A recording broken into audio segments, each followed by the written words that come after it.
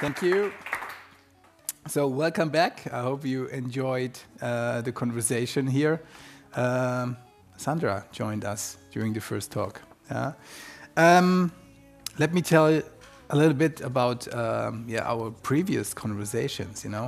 When we talk to head of products, product people out there, one of the most common requests is actually be faster time to market, be more agile. And of course, we have that mindset in the Product Masterclass as well, right? We try to push people to test early their ideas, do customer discovery, and sort out the stuff which is not valuable to customer, right? We don't want to put everything in code, in concrete, more or less, right? So if you put it one time in code, it's there, and it's rarely take it out again. Yeah? So when I talked to Sandra, she introduced me to the value engine, and they built a framework exactly around that, right? To separate the bad ideas from the good ideas. And it sounds easy, but in company context, it's incredibly hard. Yeah? And we don't know for too long. Rasmus introduced us.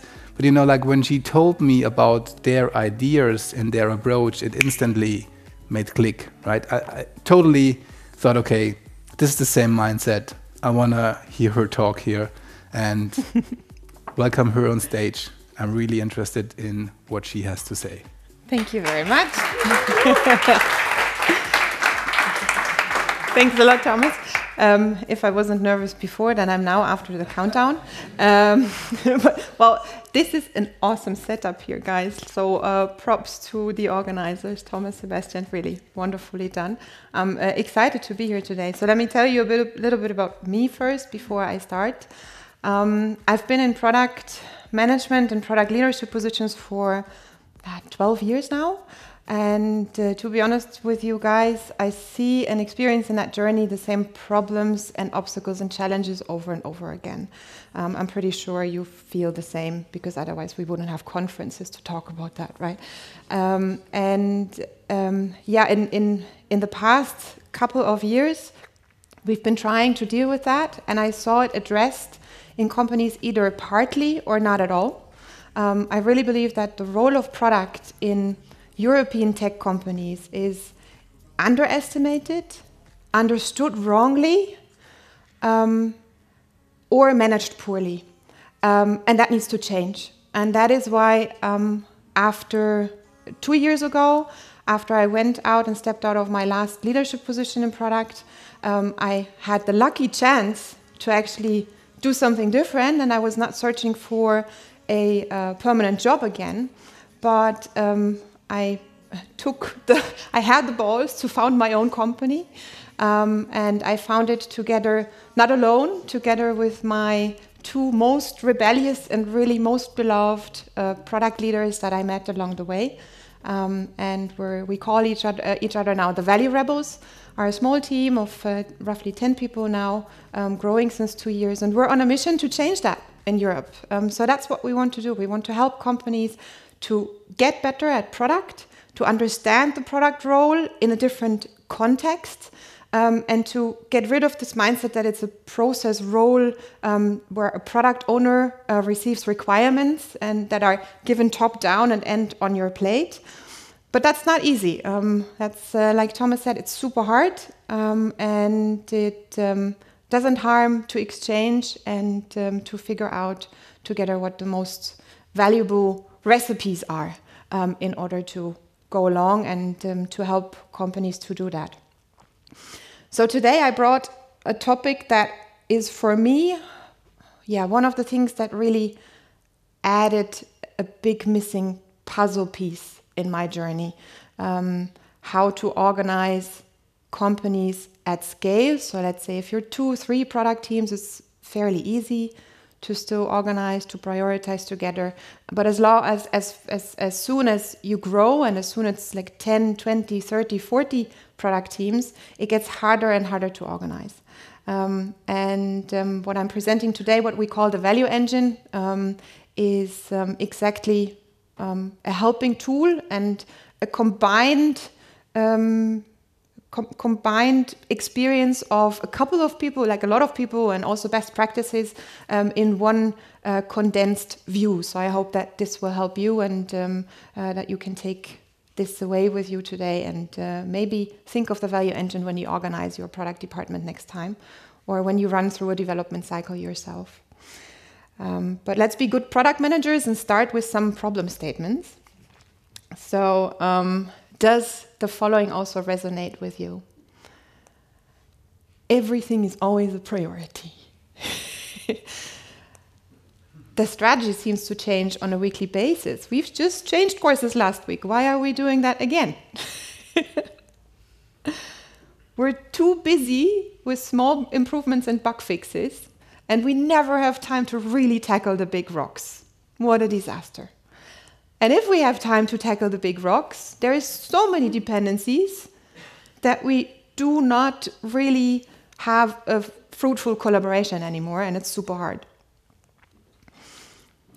And one of the other main things that I always hear is there is no transparency anymore about who does what and what the status of what is, right? I mean, there's 10, 20 teams, but I have no clue what the other teams are working on. It's really tough to get that transparency and insights. Maybe we're doing double work and we don't even know. And unfortunately, a lot of leaders in tech companies give top-down priorities. And say, hey, I know exactly what to build. I know how it needs to look, so can you please go and build it now? And if you are not trained as a product manager to question that and to ask why and to really look behind the curtain, then you probably do that, and then you end up with way too many what I call orphaned MVPs, that are lying around and nobody's taking care of them anymore. It's just a piece of code that is there and never used. And the tech debt is piling up until at one point when the developers scream and say, sorry, I need to refactor.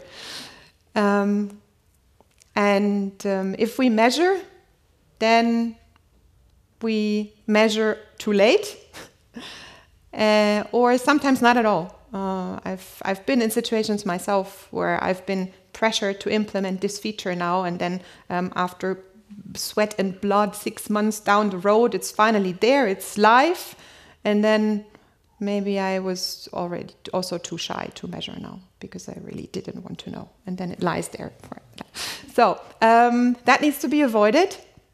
And unfortunately, we're far away from what I would call an experimentation culture. A culture where we want to separate the good ideas from the bad ideas, or I would rather say the good ideas from the really, really good ideas. So because no idea is bad. So and looking at this, it's kind of a mess. So I allowed myself to organize those statements in 3 big challenges that I would like to also come back by the end of the talk today to see how we can solve them. So the first big challenge is we need to enable a value-driven way of working. We need to make sure that we measure right from the start and that we reduce dependencies along the way, so that we don't have orphaned MVPs, but really products that our customers love and that we use. Secondly, we need to reflect the strategy in our daily doing more. Like, it's sometimes too far away. A bit of a side note, if there is no strategy available or the strategy is bad, that would be a topic for another talk. Or maybe another week of talks. But if the strategy is there, we need to ensure that it's not changing on a weekly basis, and we need to ensure that we can work in a focused manner on the topics that really move the strategy forward. And last but not least, I said it already, we need to also help our leaders to do a better job, because product management is not easy. Product leadership is also not easy. I've been in product leadership positions myself, and it's super hard.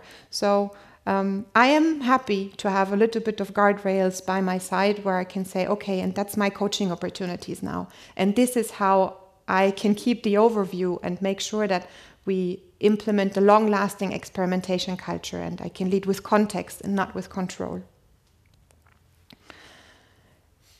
If we look at it from a bit of a more organizational perspective, then you all know those 3 pillars: strategy, discovery, delivery, and they all need to be in harmony, right? If those are out of sync, then we're not doing good product management and we're not moving the company forward.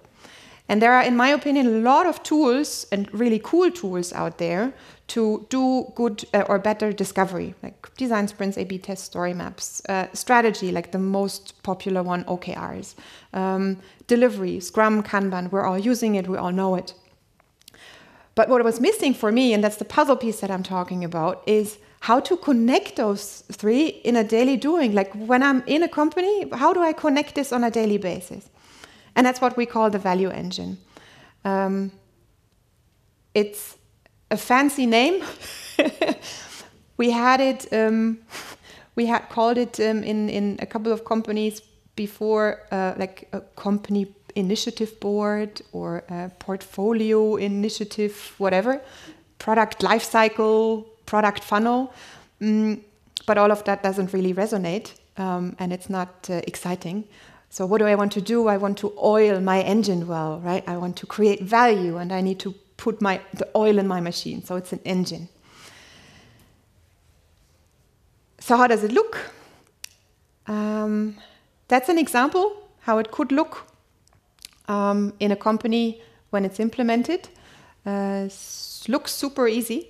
A Kanban board or a Jira board. Most of the times we're using Jira for stuff like this. That's not the most beautiful tool, but I hope nobody from Atlassian feels offended. But it works, and you have all the possibilities that you need. With a couple of columns, and I'm going to deep dive in every single column. So it doesn't look sophisticated, but believe me, it is. It's not only providing transparency, but it's a huge toolbox for leadership, and it's an absolute change management tool that you can use in order to really make the change long-lasting. It's also a dual track framework, just to have that clear for everyone, for the ones amongst you who have not seen this kind of picture yet. So it's not only about what I have in the product backlog already, what I want to implement, but it's also about how the stuff comes into the backlog.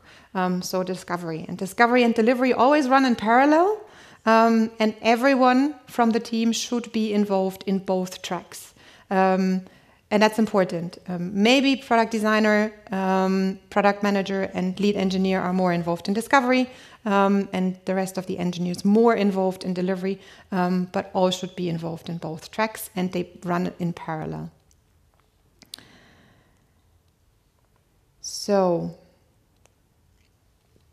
let's imagine we have a funnel. I love the picture of a funnel for product development. It's nothing new as well, but it visualizes that we cannot make a tube out of it. Well, we can, but then everything takes very long, and maybe we're running late then in time to market, and that also doesn't help. So we need to throw away the less valuable ideas along the way. And let's assume we're in a fictional company now, maybe an e-commerce company, and we have 100 ideas flying on this board. How do those ideas come there? Would be a workshop day by itself as well. But I think it's important that in the target picture, everyone can create ideas in a company, and that this is free for everyone to add ideas to the board. However, if you start with such a change, I recommend to start small and start with the product managers in the company to add ideas. If you have a big product management team, then maybe only start with one of the product areas or one of the product tribes and say, okay, we start small with those 5 product managers that add ideas, and then we increase from there. Because you need to train the people to put the ideas there in the right setup. I think there is nothing worse than having to screen through an idea where there is a 100-page business case attached, where the sales and marketing department have already put all of their analytics power in there, and it's still just an idea, no line of code has been written, And it's 1 out of like 30 ideas that you need to screen.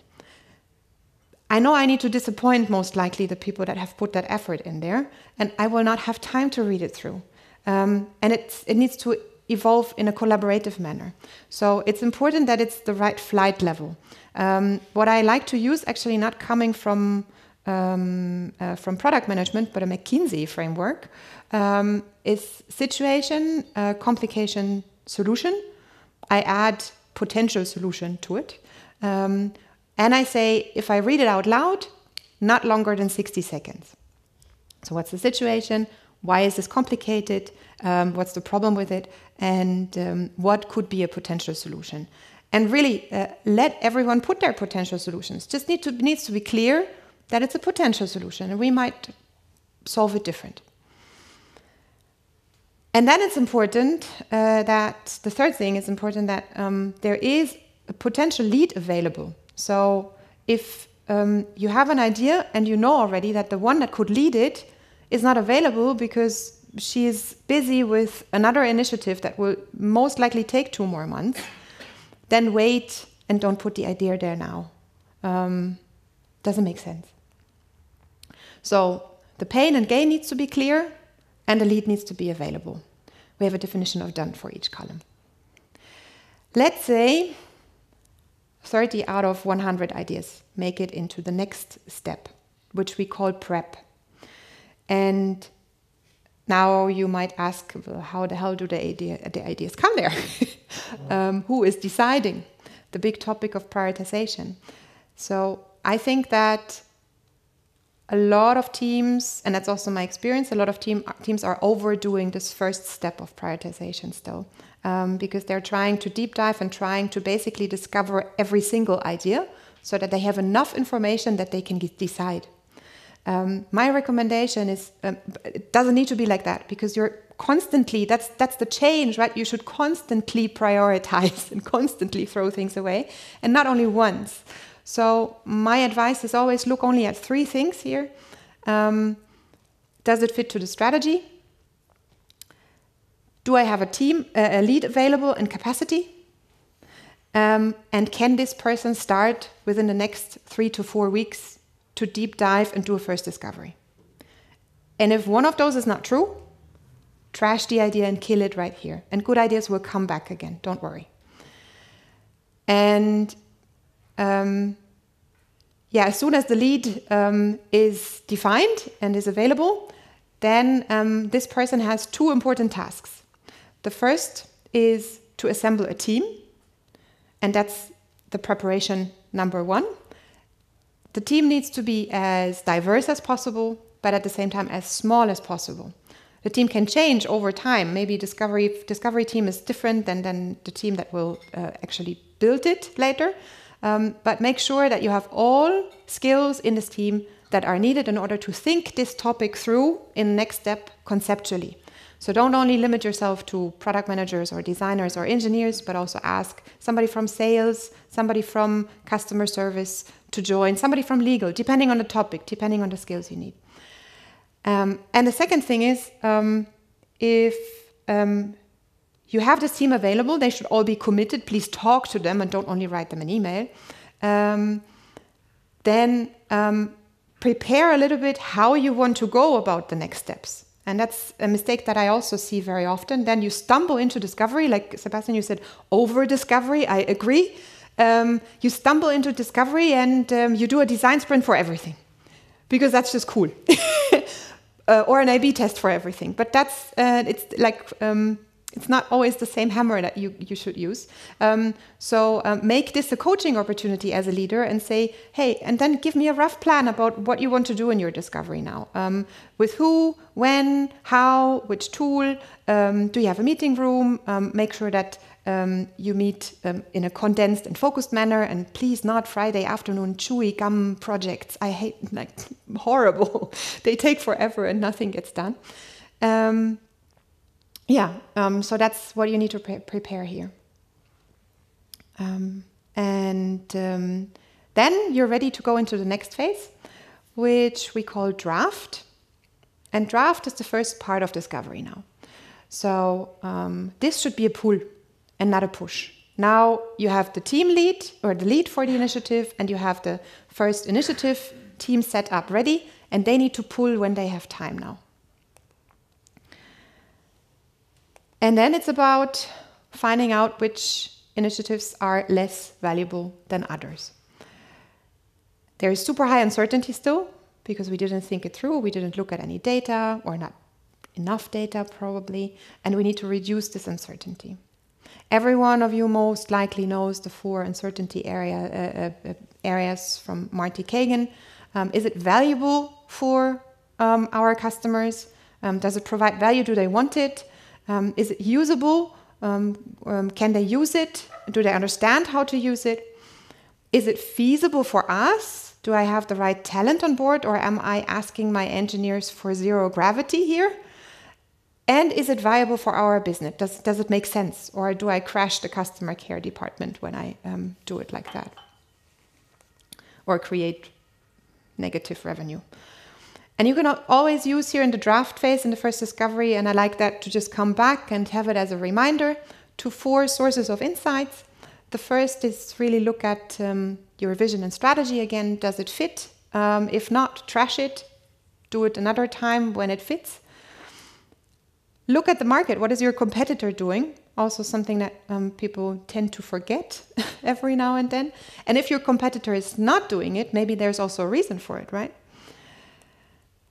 And crunch quantitative data. Look at the data that you already have, and not necessarily you always need to create new data. There is a lot of stuff available sometimes. And last but not least, create qualitative insights.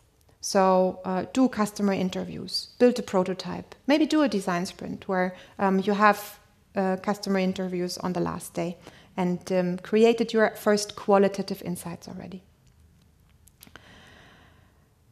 And by the end of draft, you should have a concept available and ideally written down as well. The dependencies clear, meaning now you have already a rough overview who you will need in the next step. Make those dependencies, externalize them so that they can be discussed. And last but definitely not least, and that's a big change driver as well here, have your metrics already defined. So before you even start anything, think about what does success look like and what can I not damage. So what's my key success and health metrics? And discuss them together in that team before you even start. And then you're ready for the next phase. And some might think, oh, finally I can code. But maybe not. Try to hack it. Try to hack it first. And we call it hack on purpose here, because we are willing to create technical debt now. We sometimes I say we take a loan from the technical debt bank here. We're paying it back later, but now we need to take a loan first because we want to generate insights fast. And that's why also hack needs to be super short, because I am not generating any insights while I'm preparing the hack. This could be, for example, a fake door test. It could be an A/B test. Or it could be another version of the prototype that I can release on prod. It's about creating something that I can quantitatively measure on production with a few of my clients. Maybe that's if you're in an e-commerce company and have lots of traffic, only 0.1% of your traffic in the first step. But create something that you can measure and bring your measurements in place now. So we're also rethinking if we should call that hack or track. Both makes kind of sense, because now I want to ensure that when I press the button and the first hack is live, I can see my metrics. We're talking about experiments here, and experiments are potentially dangerous. So you need to be able to limit the blast radius. I think blast radius is a term that Spotify used in the past. I really like it because it's like, okay, limit the blast radius so that I'm not damaging anything. And here, the CTO is my best friend, because I need to ensure that my teams can do soft rollouts, like gradual releases. one step at a time, that I can say 1% now, tomorrow 2%, etc. I need to be able to do frequent releases. It doesn't make sense to do an experiment if I need to wait 3 weeks until I can roll it back potentially. That would be a disaster if it fails. And I need to be able to see my measures in real time. If this is not given, so if you have the feeling that you would not feel good if a junior developer releases to production without QA and without a staging environment, then your blast radius is not limited enough. And then you need to work on that first. And by the end of hack,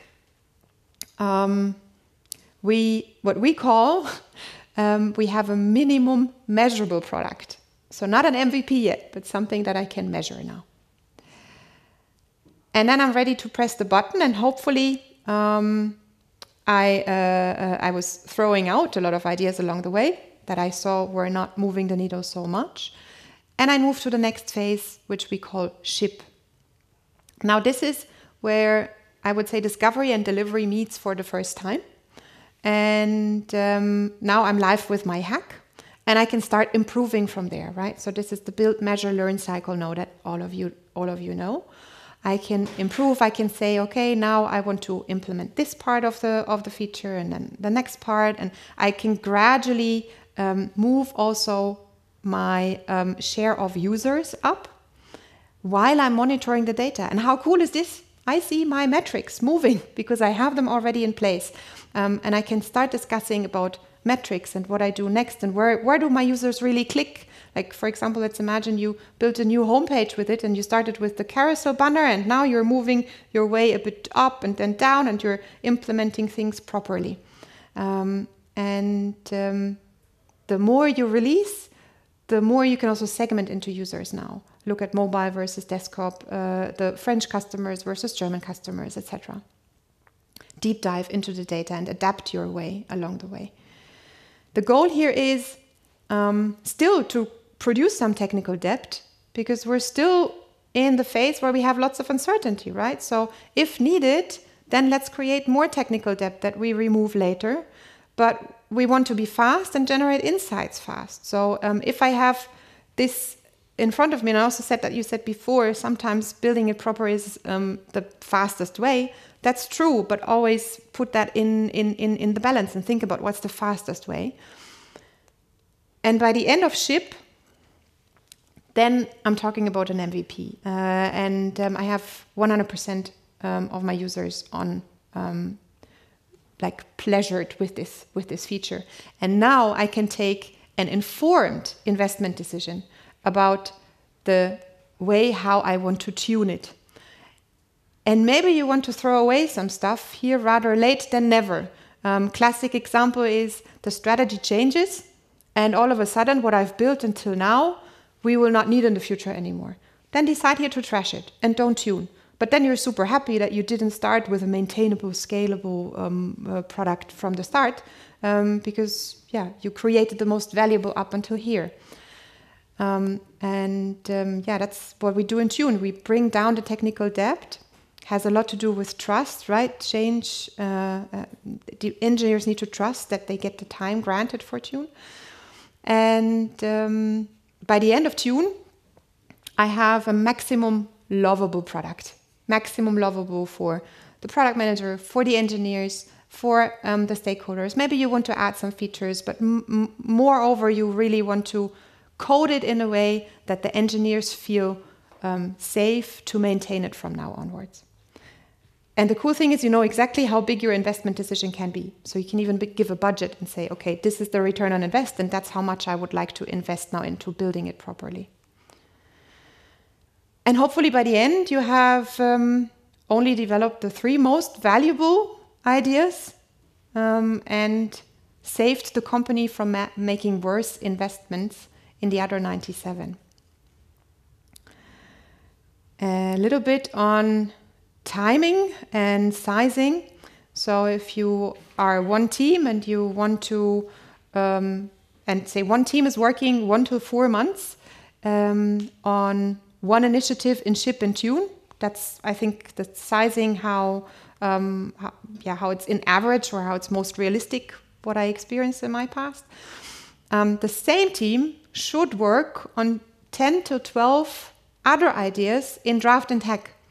So just to give you this dual track picture again here. And that is also for most teams, that's the change. And you need to help the teams then to really manage that in parallel. If you have the value engine established as a company-wide board and you have it visualized either with Jira or on a physical board or whatever other tool, then the rule of thumb is that for each team, 70% should be their big initiatives, their big rocks that should go on this board, and 30% of their capacity should be invested into what we call pebbles and sand, meaning smaller maintenance work, smaller features, bug fixes, etc. If that is out of control, then as a leader, you also have, again, an indication like, oh, maybe I should go there and help them, or maybe something is wrong. So how do we solve now those 3 topics to round it up? Let's go with the first one, enable value-driven way of working. As a recap, we remove the less valuable initiatives along the way. So we make sure that only the most valuable are driven until the end. So that's per se, I think, working towards that direction. By ensuring that we take time to think about the initiative team and to really make time, doing that explicitly, making sure that the people have time, we gain speed because we don't have calendar scheduling then anymore. And that is, for most of the environments that I have been working on, a tremendous, like, woof, all of a sudden gas pedal, and it runs. And you think, whoop, what did I do different? Well, I invested time to build a proper initiative team first. And I made sure that all of them have time and are aware of the expectation towards them in terms of time investment. What we did a lot in the past in companies where we have implemented the value engine is we implemented a meeting that we called draft review right at the end of draft. It was a mandatory meeting for the whole product department, and every initiative lead, mostly that's product managers, needs to present by the end of the draft phase his draft concept, including dependencies and metrics, to everyone else. And that has a couple of effects. First, you build a proper presentation, so you make up your mind about your concept more in depth, and you put it in a presentable way. And second, you get challenged. And there is a fruitful discussion about, do you look at the right metrics? Did you forget any dependencies? And that boosts the value, that boosts the quality of what you're doing in the first place. We measure early and learn fast. And in SHIP, it's not about opinions, it's not about gut feelings, it's about numbers. And last but not least, we ensure that we don't have orphaned MVPs. So there is little less to maintain and little less to take care of. How do we reflect the strategy? We only select what fits to the strategy, and we explain it. Hands-on example, we usually meet once a week in the leadership team, product leadership team, maybe invite also parts of the other leadership teams to it, depending on the size of the company, and discuss, but we have a weekly jour fix mostly anyway, so why not just extend it by half an hour or an hour, and on a weekly basis look at all the new ideas that came in. That is usually like super easy to implement, and you have the decision makers in the room already. And it is at this point in time, to be honest, sorry, dear leaders, that is a leadership task to prioritize. The big rocks at this stage need to prioritized by the leadership team. And we meet then once a week and look at all the ideas and say, do they fit to the strategy? Do I have a lead? Do I have capacity? Yes, move on. No, later. Or never. We can connect the initiative to our OKRs if we're using them. In Jira, we had filters implemented where we can search then for a key result, one, objective one, and then filter, bam, you only have the initiatives that contribute there. And of course, you can measure the OKR contribution along the way. should be the same key results and measurement metrics. And you can directly see in the ticket, like every 2 weeks, quick update, how did I move the metrics? Did I move the needle into the right direction? And last but not least, leadership toolbox, right? For me, the value engine is really a giant leadership toolbox, and I'm so happy to have it always in the back of my mind. Independent if I call it the value engine or initiative board, whatever, doesn't really matter. I just know, okay, this is things that I need to watch out for.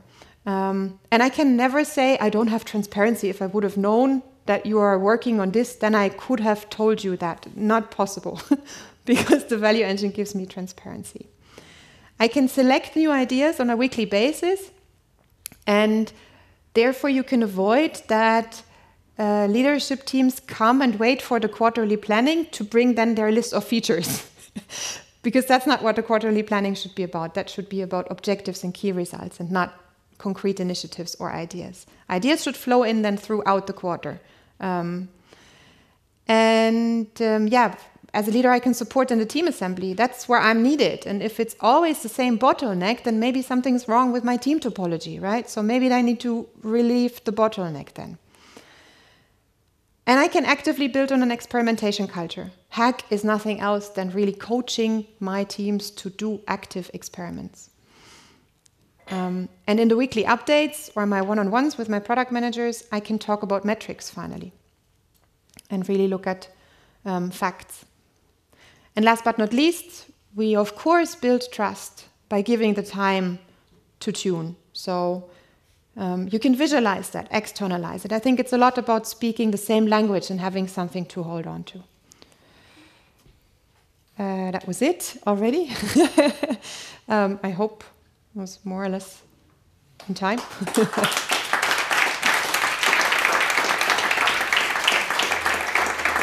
Yeah, we're not so professional like this setup, but we're trying to do some YouTube videos on that. So visit our YouTube channel if you like. Yes, do that. Thank you very much. Really interesting. I mean, there was a lot of components, like we heard before, but you really beautifully assembled it in a new way, in a new structure, and I found it really interesting. So I think the hard challenge is always to throw away some ideas, right? Yep. Yeah. So how do you do that? Let's start at the very beginning. 100 ideas. You said okay, we throw away 30. Everybody who has an idea is super convinced that his or her idea is the best one. So how do you convince those people to say, okay, we might don't do that? As soon as you're brave to get into the discussion, it's not so hard anymore, to be honest. I think it's, you need to make the people part of it. Make the people part of the decision. So when you have this weekly leadership team meeting installed and you say, okay, I'm meeting in the product leadership team and there we decide, why not also invite the idea giver? Why not also invite the idea giver and say, hey, we're talking about your idea, please present it in a couple of minutes, tell us the background, and then we decide together, right? It's not hard anymore then, because then you're involving the people that have the idea. And it's also not hard if people didn't invest so much time. Yeah. You're not tied so much to that. So I'm sure you guys have a lot of questions as well. Who wants to ask something? Let's see. Maybe somebody from the last round, that would be fun. Any questions? Otherwise, I ask just another question. Well, cool process.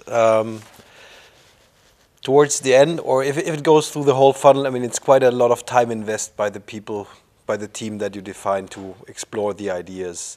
So how do you filter, like in between the first and second stage, once you decide really to put a dedicated team on it that potentially spends a lot of time still, how do you filter the ideas? What are the metrics, like minimum revenue potential, or is it the cost that potentially related that justifies a certain time invest upfront to analyze properly? So I think when, now let's say you have, let's take e-commerce and you have a team for the product detail page, as an example. And then this team has 10 initiatives in draft. And now it's about, hey, we've drafted 10 of those initiatives, all good ideas, somehow all contribute to the strategy. How do we decide if we move on, right? And I think that at this point in time, it should be a team's decision. It should be a product manager's decision, and not a leadership decision anymore. It can be consulted if needed, but now the time is for the product manager to decide what's the most valuable for his or her product. And I strongly recommend to strengthen the discovery muscle in a way that I can really fastly compare numbers. So as soon as you have the first numbers then available, then then you can decide which ones are more valuable. And before that, when you have qualitative insights, you also already have a tendency. You will have a tendency about which ideas roughly contribute to the same goal. And then you say, okay, 3 contribute to the same goal, but that one seems to be the most promising. And mostly it's a combination also between experience, customer feedback, and data. And the first part, experience, don't underestimate that. If you're a product manager for your product for 1, 2, 3 years, you have a good gut feel. And you don't need to over-discover. So just decide and move on. But be fast and learn fast. And then if you figure out in the first couple of weeks in ship that you fucked up and it doesn't go as fast as you expect or as as it needs to be, then trash it and go with the other idea. Does that answer your question? Thank you. Right, I think, Ellen, you had a question back there, right? Can you throw the microphone? Yes, that was a 3-point. Yeah, thank you very much. This is a really great framework. I'm particularly interested in the very beginning of the framework in terms of, I know in some corporates there are issues about how certain KPIs are defined because they help certain departments, let's say marketing department, look good. If you define an active user as someone that just visits the landing page but doesn't click necessarily on visiting a video or completing a video, etc. Can I ask, how do you deal with that in terms of getting those other departments to be on board? I know that you have a product team that has kind of ownership of defining that framework of, does it meet the strategy? Is it related to a KPI, etc.? Yeah. But later when you're picking and choosing the ideas and it's going to have an impact on those marketing teams, for example, how do you deal with that? How do you communicate that to get them on board? Problem that everyone measures the same thing different? Yes, and basically how do you convince this, let's say the marketing team, that their definition of what is an active user is actually not going to move the needle forward? Yeah. So how do you get over that fear that their department is going to look bad, for example? In involving them, making them part of the initiative team, firstly. Secondly, when you draft together, like imagine you have somebody of the sales and marketing team in the initiative team, then it's part of the draft phase to define success criteria together, right? And there the marketing person can then hold up the hand and say, hey, but I have a really nice metric, that's how we measure. And then the rest of the initiative team, maybe the product manager or the engineer, can say, yeah, but that slightly fits, but not really. So can we maybe tweak it and come to an aligned way of measuring? And overall, in my experience, the bigger the company gets, the more deviations you have there, right? And then in the past, for me, what really worked out then, I've been working for Just Eat Takeaway, for example, last year, and I've organized their quarterly plannings, and they had 65 Scrum teams just on the takeaway side, and then the Just Eat side, like same size on top, and they had a product data team that just gave guidance and said, this is the KPI and that's how we measure it. And they published a document where they say, okay, and that's the aligned and agreed way of how we measure conversion.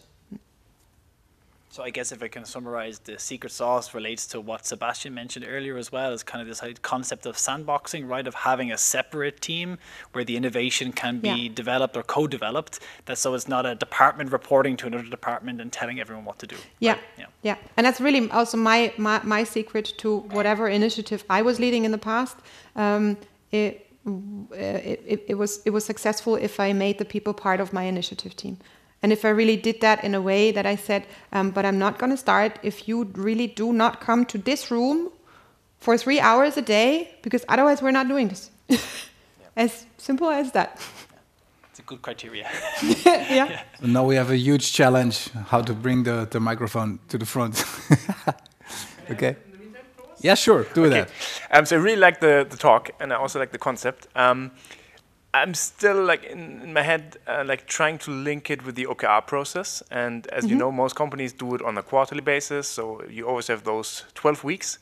And now in your process, there's a lot of drafting going on, so a lot of discovery, which is quick. But then the shipping part, you never really know how long it will take.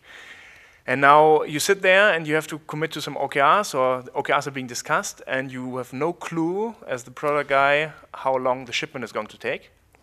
And you also face the challenge of like measuring or making discovery work transparent on the company level as well, because otherwise people are always, I mean, they can look at the board, but they still at very high level wonder what is product actually doing, because they are just throwing all the ideas away, right? So how is this valuable? Yeah. So maybe you can shed some more light on like linking the value engine to the OKR process. Yeah. That would be super cool. Yeah. One comment to what is all this discovery. If you hear a sentence like, and this quarter we're going to discover, and next quarter we will deliver, then something is wrong. So discovery should never take a quarter, maybe there are exceptions, but and you don't plan discovery in a quarterly planning, like that's bullshit. What I like to do to link it is really like,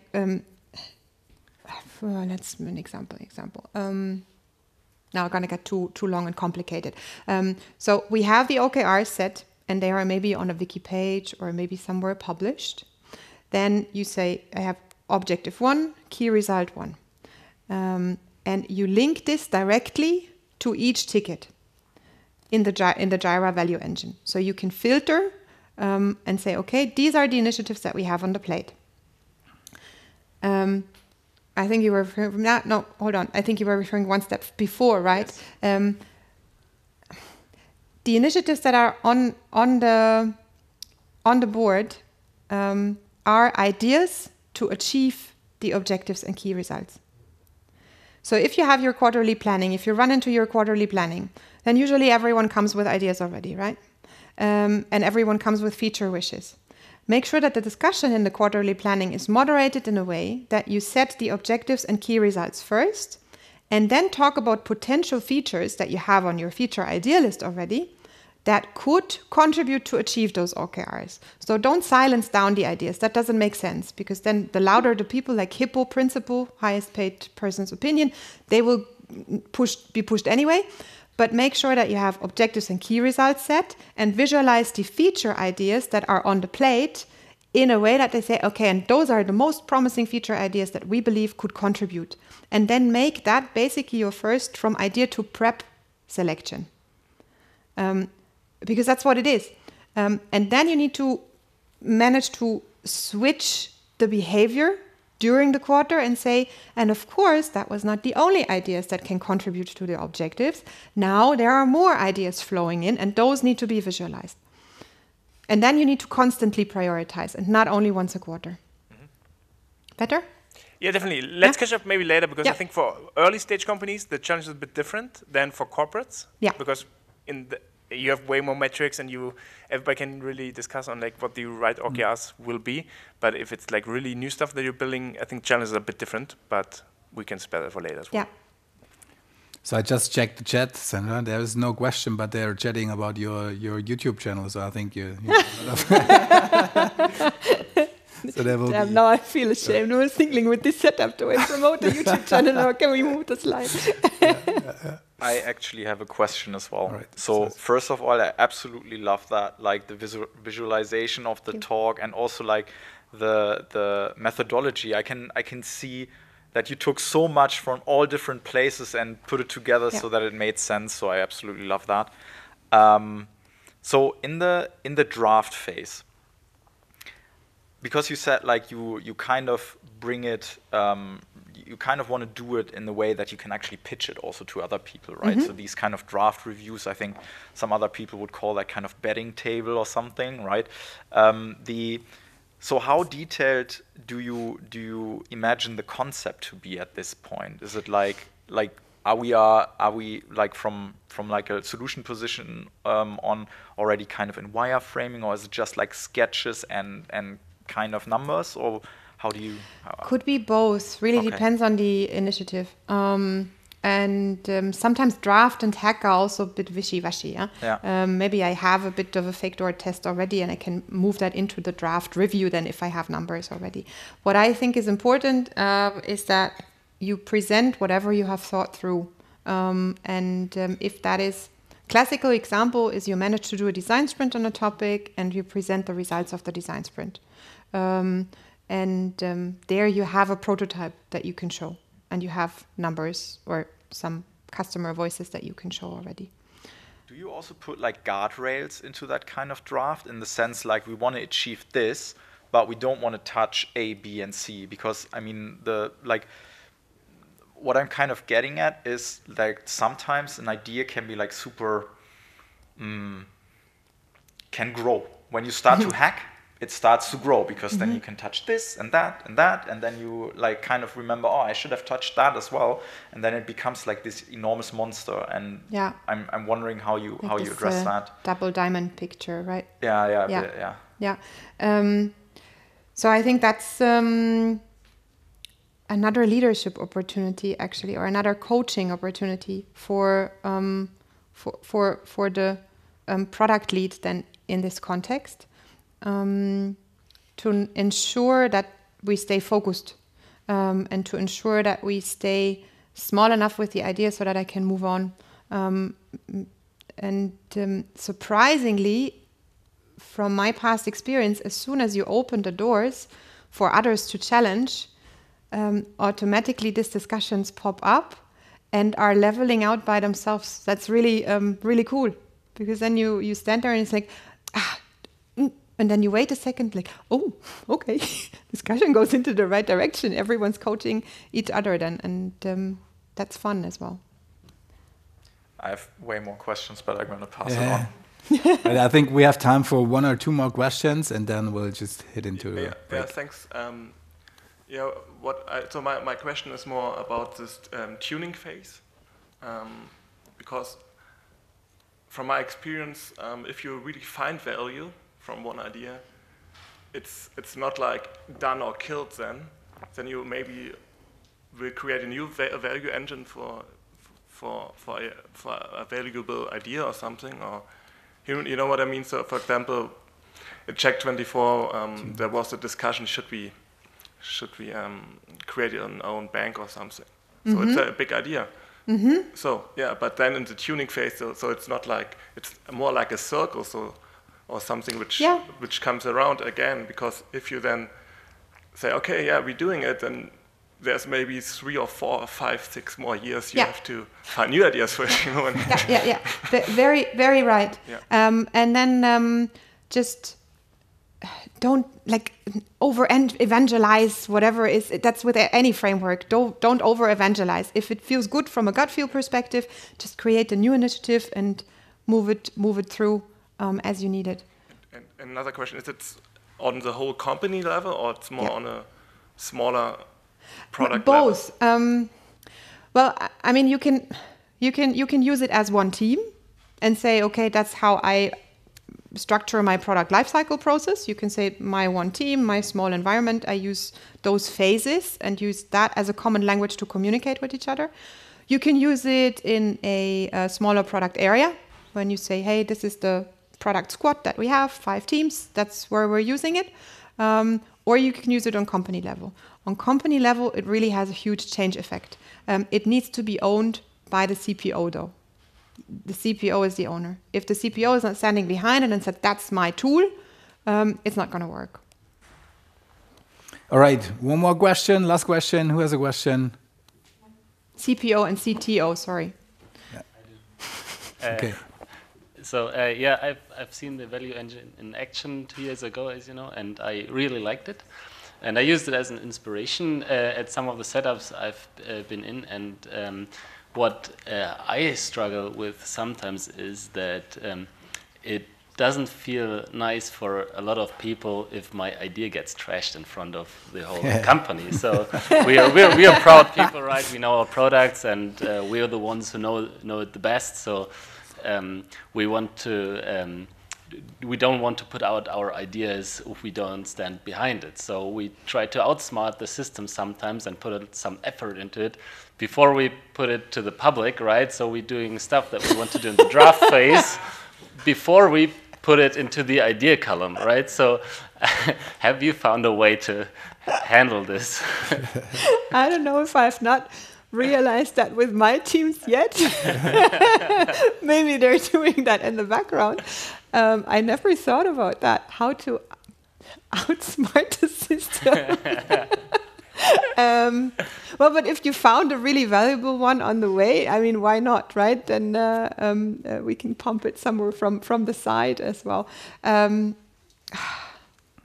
understand your pain there, but I think also company culture needs to change in the way to celebrate, to trash something, right? I mean, how cool is if you can say, look, dear CEO, I'm trashing this idea. Everyone wanted it, and it looked really promising, but the first numbers show different. So I saved you a lot of money. And that's happening so often, right? Yeah. We assume something works, and it just doesn't work, right? Yeah. Yeah. But you also always have only good ideas, and you only bring. I know. No, I think it's a mindset and company culture. Yes. Right? We need to be proud to trash stuff. All right, Sandra, thank you so much. It was a really me. great talk. Give her a hand again.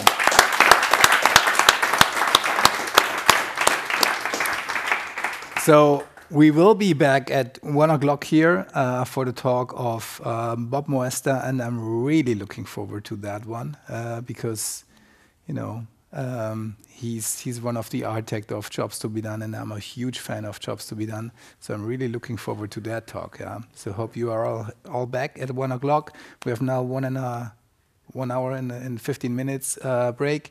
There will be something to eat here, and you on the live stream have some food, and be back at 1 o'clock.